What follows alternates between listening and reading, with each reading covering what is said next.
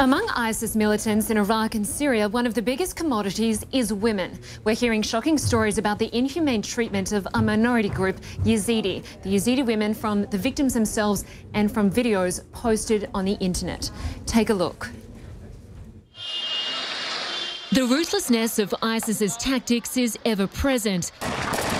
Beheadings, mass murder. But their inhumanity is felt not only by those who have been killed, but also by those who survive and end up in ISIS's hands. This recent video posted to social media sites purports to show a group of ISIS fighters joking, or maybe not joking, about the buying and selling of Yazidi women and girls. CNN cannot verify the authenticity of this disturbing video.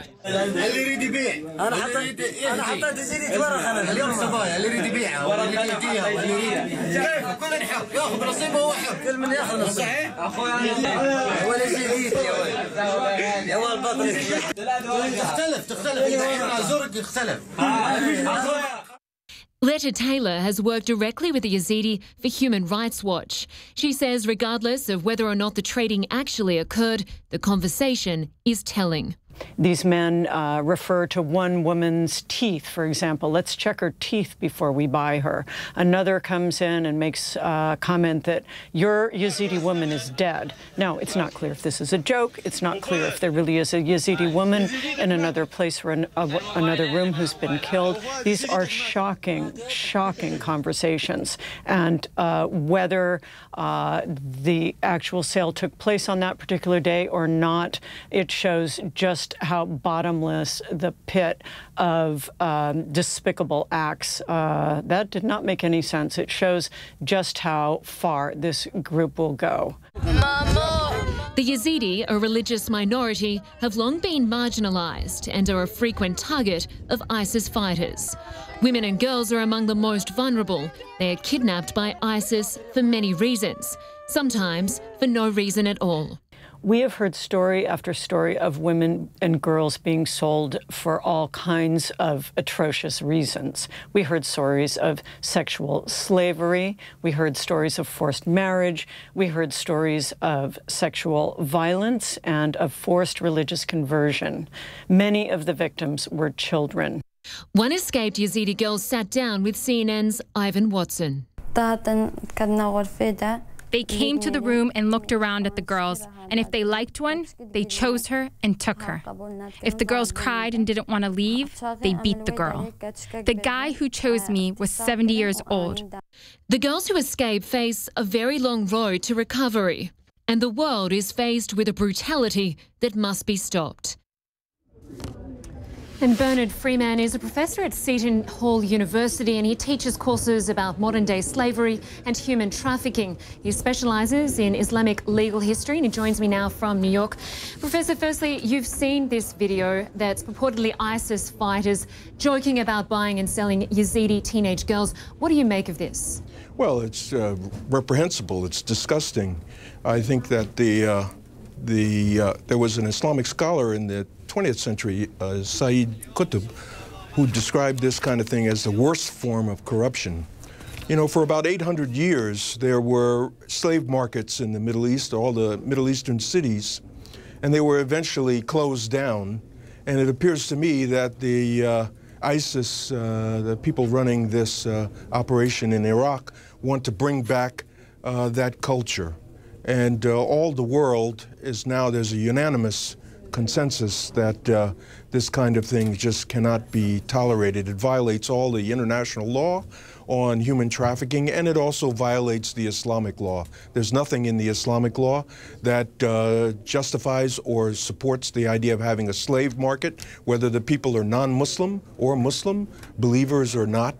Slave markets are not sanctioned by the Islamic law or by the international law. And I think all right-thinking people in the world ought to work to try to shut this down. ISIS, in its recent English language magazine edition, tries to justify slavery and says that Yazidi women and children are divided and sold according to Sharia law as spoils of war. What does Islamic law say about that under Sharia law? Well, Sharia law, actually, there are really two answers to that. The Quran, like all the other religious texts from that time, does permit slavery. It accepts slavery as a fact of life. But if you look closely at all of the verses that deal with slavery, they are all the major ones, are emancipatory. So the good Muslim, the Muslim who wants to know about slavery, gets the message from the Quran and from the example of the Prophet Muhammad that the good Muslim emancipates slaves, doesn't continue to capture and to foster any kind of slavery. And then so interpretation of the Quran would lead to the idea that eventually Islamic law would contemplate that slavery would disappear, which is in fact what actually happened in the 19th century for a lot of reasons. Then there's another basis in Islamic law that also would support the idea that slavery can be no more, and that's the doctrine of consensus. We have a third, there are four sources of Islamic law, and the third source is the idea of consensus. When there is a consensus among the scholars and the jurists that something should be stopped, or that it doesn't deserve to exist, then that becomes a rule of law. And there's been a consensus on slavery among all self-respecting Islamic jurists since really the beginning of the 20th century.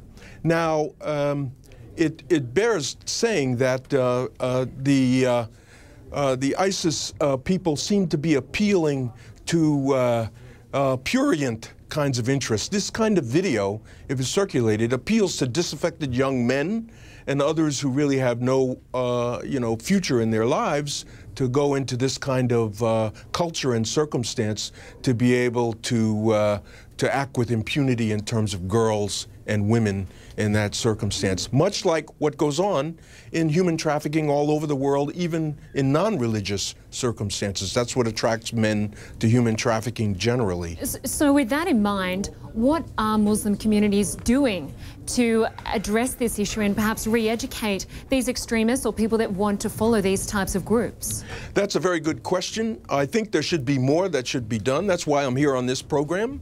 There were a group of clerics and opinion makers recently who directed a letter to al-Baghdadi, who is the head of ISIS, basically making the consensus point and the idea that all of these kinds of actions of slavery and markets were illegal under Islamic law and that he had to stop. But it seems to me that Muslims, right-thinking Muslims and Muslims who are opposed to this kind of thing have to stand up, speak out, direct their anger toward people who support ISIS, and do everything they can to see that these people that are in these circumstances are freed from this horrible circumstance. It's really a throwback to what happened 800 years ago, and Muslims should not want to do that. Professor Bernard Freamon, thank you very much for joining us today. Thank you. And you can find the professor's full opinion article on ISIS and slavery at cnn.com/freedom. We'll have more on News Centre coming up after the break.